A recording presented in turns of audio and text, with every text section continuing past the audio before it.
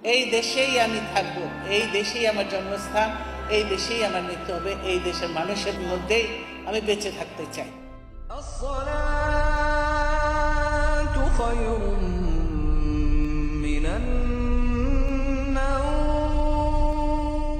30 December 2025 ভোর 6টা রাজধানীর এভারকেয়ার হাসপাতালের একটি কেবিনে থেমে গেল একটি স্পন্দন।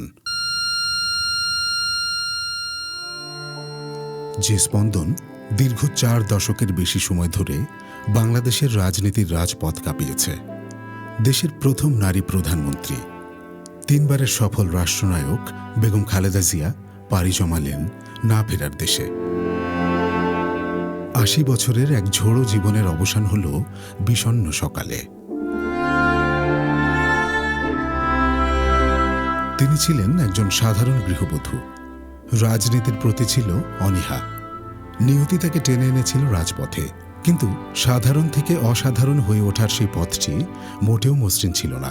এটি কেবল এক ব্যক্তির জীবনের গল্প নয়, এটি বাংলাদেশের উত্থান, পতন আর গণতন্ত্রের জন্য এক নারীর আজীবন সংগ্রামের মহাকাব্য।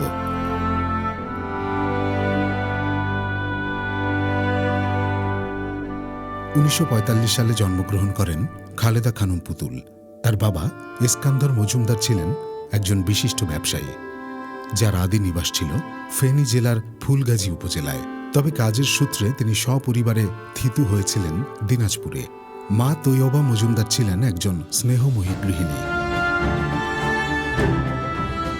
1960 সালে তৎকালীন তুখোর সেনা কর্মকর্তা জিয়াউর রহমানের সঙ্গে বিবাহ বন্ধনে আবদ্ধ হওয়ার মাধ্যমে খালেদা খানম পুতুলের জীবনে নতুন এক অধ্যায় শুরু হয়।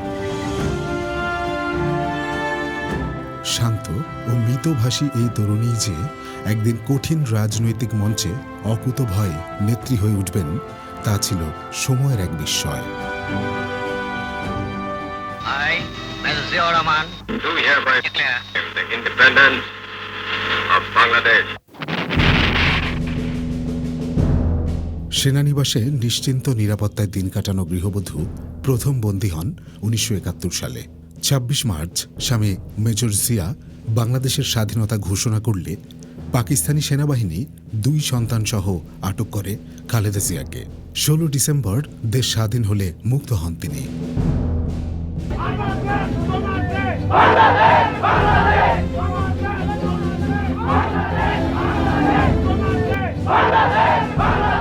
1975 সালের নভেম্বরে রাজনৈতিক চরম অস্থিরতার সময় স্বামী সন্তান সহ তিনি আবারও গৃহবন্দী হন।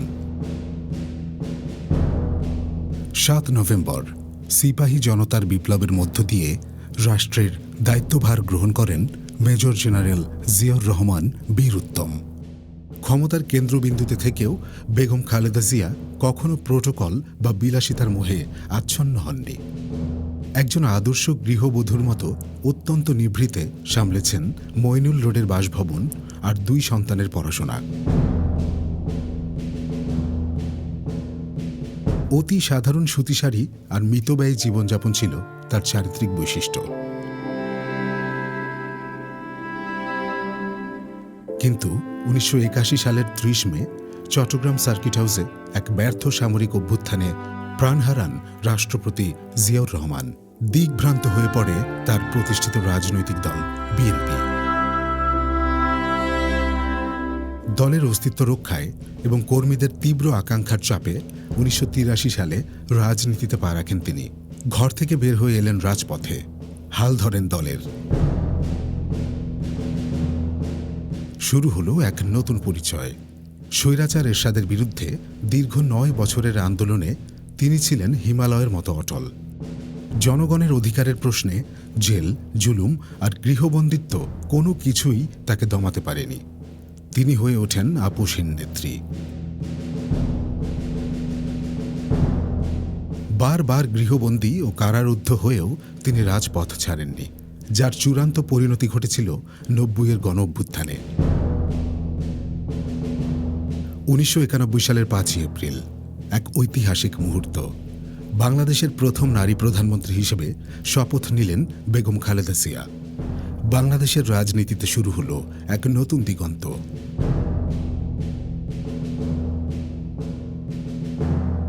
খালেদা জিয়ার কর্মময় জীবন ছিল আধুনিক বাংলাদেশ বিনির্মাণের এক নিরলস পথ চলা। সরকার প্রধান হিসেবে তার ভিশন ছিল দূরদর্শী এবং জনকল্যাণমুখী। তার হাত ধরেই বাংলাদেশে উন্মোচিত হয়েছিল মুক্ত বাজার অর্থনীতির নতুন দিগন্ত। সারা দেশে শিক্ষার আলো পৌঁছে দিতে তিনি নারী শিক্ষার আমূল পরিবর্তন আনেন। মেয়েদের জন্য দ্বাদশ শ্রেণী পর্যন্ত অবৈতনিক শিক্ষা ও উপবৃত্তি চালু করা ছিল তার মেয়াদের অন্যতম বৈপ্লবিক পদক্ষেপ। আজ তোমরা যারা কিশোর তরুণ, ভবিষ্যতে তোমাদেরই দেশের সকল ক্ষেত্রে নেতৃত্ব গ্রহণ করতে হবে। অর্থনৈতিক মেরুদণ্ড শক্ত করতে তিনি বাংলাদেশে ভ্যাট ব্যবস্থার প্রবর্তন করেন, যা আজও রাষ্ট্রীয় আয়ের প্রধান উৎস। তার শাসনামলেই প্রযুক্তি খাত ও পোশাক সহ শিল্পায়নে আসে গতি। কৃষি খাতে সবুজ বিপ্লব ঘটানোর মাধ্যমে তিনি গ্রামীণ অর্থনীতিতে প্রাণ সঞ্চার করেছিলেন। সাধারণ মানুষের ভাগ্য উন্নয়নে প্রধানমন্ত্রী বেগম খালেদা জিয়ার কর্মপরিকল্পনা ছিল অত্যন্ত সংবেদনশীল ও দূরদর্শী। 1991, 1996 এবং 2001 তিন দফায় তিনি দেশের শাসনভার পরিচালনা করেন। 2007 সাল 111-এর সরকার ক্ষমতা দখল করে। বিরাজনীতিকরণের নীলনকশায় কারাবরণ করতে হয় তাকে। দীর্ঘ 1 বছর সাব জেলে থেকেও তিনি মাথা নত করেননি। প্রলোভন আর চাপের মুখে দেশত্যাগের প্রস্তাব ঘৃণা ভরে প্রত্যাখ্যান করে তিনি বলেছিলেন, দেশের বাইরে আমার কোনো ঠিকানা নেই, এটাই হলো আমার ঠিকানা। এই দেশ, এই দেশের মাটি, মানুষই আমার সবকিছু। শেখ হাসিনার শাসনামল ছিল খালেদা জিয়ার জীবনের কঠিনতম পরীক্ষা। 2018 সালের 8 ফেব্রুয়ারি একটি রাজনৈতিক মামলায় সাজা দিয়ে তাকে পাঠিয়ে দেওয়া হয় পুরনো ঢাকার পরিত্যক্ত এক জরাজীর্ণ কারাগারে। এক নিঃসঙ্গ কারাজীবন শুরু হয় তার। ধীরে ধীরে ভেঙে পড়ে তার শরীর। ডায়াবেটিস, লিভার সিরোসিস আর আর্থাইটিস সহ নানা ব্যাধি বাসা বাঁধে শরীরে। কিন্তু উন্নত চিকিৎসার জন্য বিদেশে যাওয়ার অনুমতি মেলেনি বারবার আবেদন করেও। 2024 সালের 5 আগস্ট ছাত্র জনতার এক অভূতপূর্ব গণ অভ্যুত্থানে পতন ঘটে দীর্ঘ 16 বছরের স্বৈরশাসনের। মুক্ত বাতাসে নিঃশ্বাস নেন বেগম খালেদা জিয়া, কিন্তু ততক্ষণে তার শরীর হয়ে পড়েছে জীর্ণ।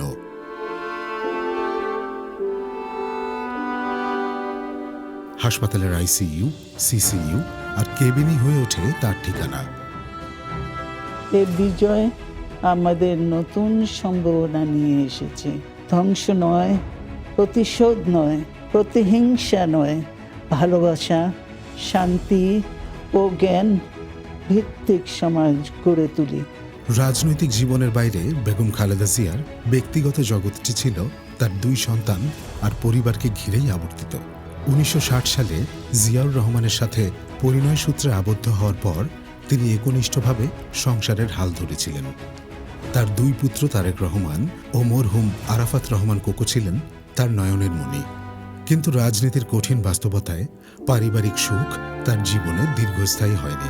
1981 সালে স্বামী হারানোর পর রাজনীতির কারণে সন্তানদের নিয়েও তাকে পোহাতে হয়েছে সীমাহীন কষ্ট। 111-এর সময় 2 ছেলেকে কারাবন্দী দেখার যন্ত্রণা তাকে সইতে হয়েছে।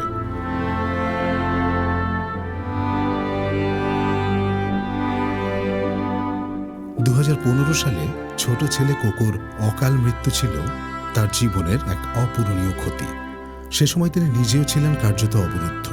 জীবনের শেষ দিনগুলোতে দূর প্রবাসে থাকা বড় ছেলে তারেক রহমান এবং নাতনিদের জন্য তার যে ব্যাকুলতা ছিল তা যে কোনো মা ও দাদির চিরন্তন আবেগকেই ফুটিয়ে তোলে।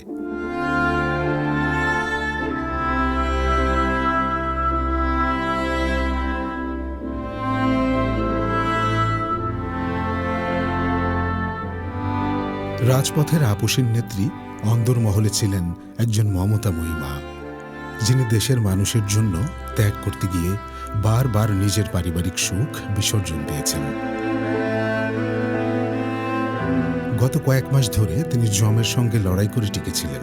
বারবার তাকে হাসপাতালে নিতে হয়েছে, কিন্তু 30 ডিসেম্বর ভোরে সকল মায়ার বাঁধন ছিঁড়ে তিনি চলে গেলেন। দেশের কোটি মানুষের হৃদয়ে যে শূন্যতা তৈরি হলো তা বোধহয় আর কখনো পূরণ হওয়ার নয়। বাংলাদেশের রাজনৈতিক ইতিহাসের এক মহাকাব্যিক অধ্যায় সমাপ্ত হল। গৃহবধূ থেকে তিনি হয়ে উঠেছিলেন দেশনেত্রী। ইতিহাসের পাতায় তিনি অমর থাকবেন এক আপসীন সংগ্রামের প্রতীক হিসেবে।